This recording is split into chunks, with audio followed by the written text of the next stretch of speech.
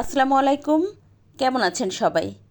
থানকুনি পাতা এমনই একটা পাতা যেটা তো ঔষধি গুণে ভরপুর, কিন্তু সমস্যা হলো অনেকেই আছেন এটার একটা উটকো গন্ধ থাকার কারণে খেতে চান না। আজকে আপনাদের সাথে শেয়ার করব কোনো প্রকার ব্যাড স্মেল ছাড়াই অসম্ভব মজার একটা ভর্তা রেসিপি। ইনশাল্লাহ আপনাদের সবার ভালো লাগবে।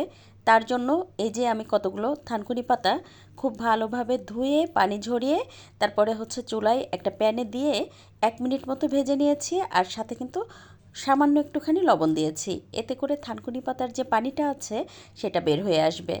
তো এখন 1 টেবিল চামচ পরিমাণ রান্নার তেল দিয়ে দিলাম, সেই সাথে দিয়েছি 2টা শুকনো মরিচ, তার সাথে দিয়েছি 3টা কাঁচা পাকা মরিচ। এবার দিয়ে দেবো আধা কাপ পরিমাণ রসুন কুচি, আর দিয়ে দেবো আধা কাপ পরিমাণ পেঁয়াজ কুচি। চেষ্টা করবেন এই রেসিপিতে রসুনের পরিমাণটা একটু বাড়িয়ে দেওয়ার জন্য, এতে করে খেতে তো অনেক ভালো লাগেই, তাছাড়াও যে থানকুনি পাতার যে একটা গন্ধ থাকে সেটাও কিন্তু আর থাকে না।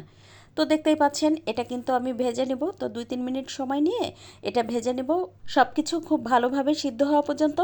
আর এই যে পেঁয়াজ রসুন কিন্তু একেবারে লাল লাল করে ভেজে নেব না, আবার থানকুনি পাতাটাও কিন্তু একদম কড়া করে ভেজে নেব না, এতে করে কিন্তু থানকুনি পাতার আর গুণটাই থাকবে না। দেখতেই পাচ্ছেন আমি প্রায় 3-4 মিনিট সময় নিয়ে এটা বেশ ভালোভাবে ভেজে নিয়ে একটুখানি ঠান্ডা করে তারপর ব্লেন্ডার জারে দিয়ে দিচ্ছি। সেই সাথে দিয়ে দেবো সামান্য একটুখানি লবণ, মানে স্বাদ মতো লবণ দিয়ে তারপরে আমি এটা ব্লেন্ড করে নেব। আপনি চাইলে এই ভর্তাটা কিন্তু শিলপাটায়ও বেটে নিতে পারেন। ব্লেন্ডার জারেই করেন আর শিলপাটাই করেন, স্বাদের কোনো হেরফের হবে না, ঠিক একই রকমই টেস্ট পাওয়া যাবে। তো যাই হোক, আমার কিন্তু ভর্তা করে নেওয়া হয়ে গেছে। দেখতেই পাচ্ছেন একেবারে মিহি করে কিন্তু আমি এই যে পেস্ট করে নিয়েছি। আর দেখতেই পাচ্ছেন আমার কিন্তু ভর্তাটার রঙটা একদমই নষ্ট হয়নি, একেবারে সবুজ সবুজ আছে।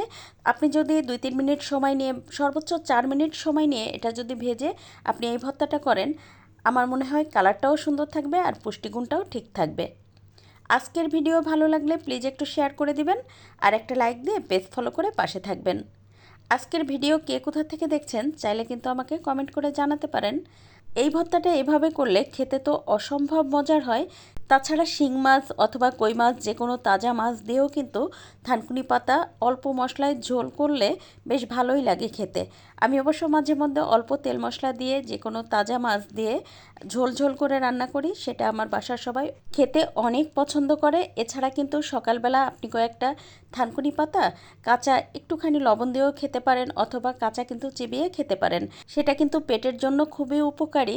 তাছাড়া পেটের যাদের সমস্যা আছে তারা কিন্তু নিয়মিত থানকুনি পাতা খেতেই পারেন।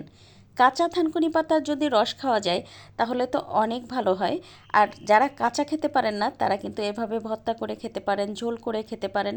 আজ এ পর্যন্ত, কাল আবার নতুন কোনো ভিডিও নিয়ে দেখা হবে ইনশাল্লাহ। সে পর্যন্ত সবাই ভালো থাকবেন, সুস্থ থাকবেন। আল্লাহ হাফেজ।